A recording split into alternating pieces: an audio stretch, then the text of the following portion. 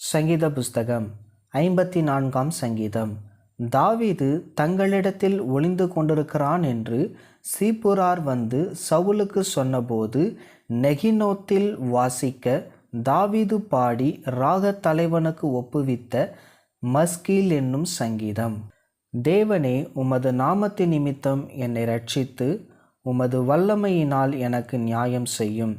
தேவனே, என் விண்ணப்பத்தை கேட்டு என் வாயின் வார்த்தைகளுக்கு செவிகொடும்.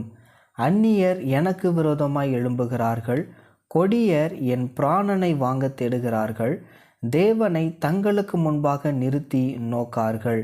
இதோ, தேவன் எனக்கு சகாயர், ஆண்டவர் என் ஆத்துமாவை ஆதரிக்கிறவர்களோடே இருக்கிறார். அவர் என் சத்துருக்களுக்கு தீமைக்கு தீமையை சரிகட்டுவார். உமது சத்தியத்தின் நிமித்தம் அவர்களை நிர்மூலமாக்கும். உற்சாகத்துடன் நான் உமக்கு பலியிடுவேன். கர்த்தாவே, உமது நாமத்தை துதிப்பேன், அது நலமானது. அவர் எல்லா நெருக்கத்தையும் நீக்கி என்னை விடுவித்தார். என் கண் என் சத்துருக்களில் நீதி சரிகட்டுதலை கண்டது.